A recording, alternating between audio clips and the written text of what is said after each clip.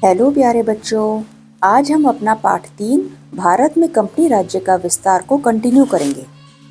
पिछले भाग में हमने अंग्रेज और मैसूर के 4 युद्धों की कहानी सुनी थी। आज हम अंग्रेजों का मराठों से संघर्ष की कहानी सुनेंगे। कहानी शुरू करने से पहले हम इस संघर्ष के ऐतिहासिक महत्व और पृष्ठभूमि को समझते हैं। 1761 में अहमद शाह अब्दाली के खिलाफ लड़े गए पानीपत के तीसरे युद्ध में मराठा साम्राज्य को एक बड़ी हार का सामना करना पड़ा। इस हार ने मराठा साम्राज्य की शक्ति को बुरी तरह कमजोर कर दिया।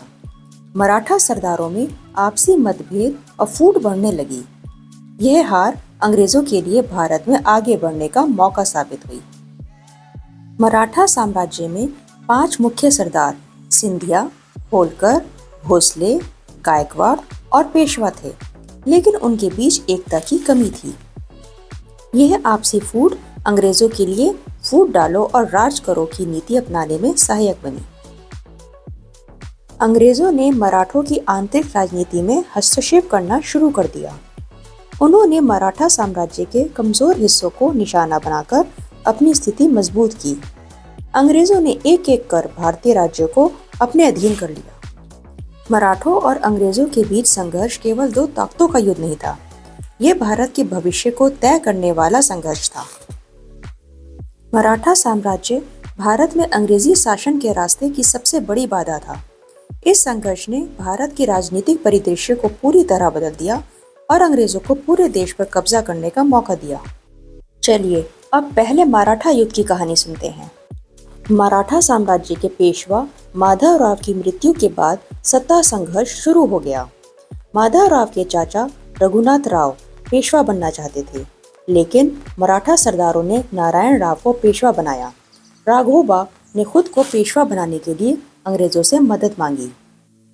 राघोबा ने अंग्रेजों से वादा किया कि अगर वे उसे पेशवा बनाएंगे तो वह मराठा साम्राज्य का कुछ हिस्सा अंग्रेजों को दे देगा।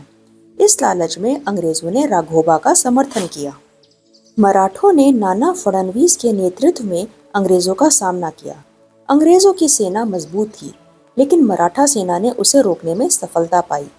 अंत में 1782 में सालबाई संधि हुई, जिसमें तय हुआ कि अंग्रेज और मराठा अब एक दूसरे पर हमला नहीं करेंगे।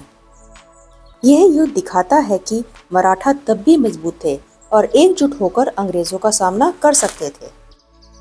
पहले युद्ध के बाद मराठा साम्राज्य में आपसी मतभेद बढ़ने लगा। मराठा सरदारों सिंधिया, भोसले और होलकर के बीच सत्ता का संघर्ष शुरू हो गया। इस मौके का फायदा उठाते हुए अंग्रेजों ने मराठों पर हमला किया। मराठा सरदार कमजोर थे और अंग्रेज उनसे संधि करने के लिए मजबूर कर रहे थे। सिंधिया और भोसले ने अलग अलग अंग्रेजों के साथ संधि कर ली।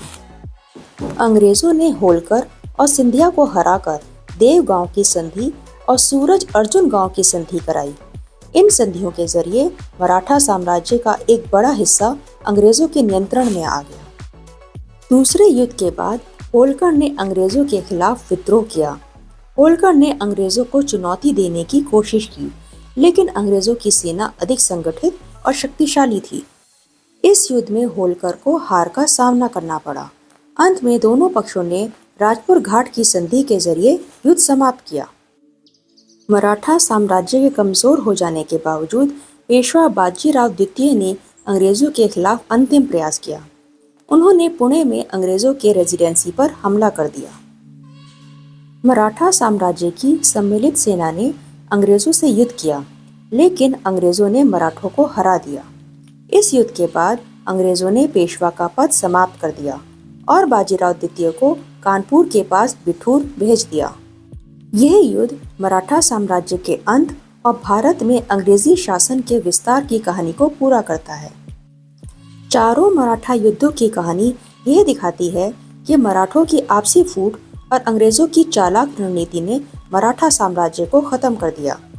इन युद्धों का परिणाम ये हुआ कि भारत में अंग्रेजों का प्रभाव पूरी तरह से स्थापित हो गया।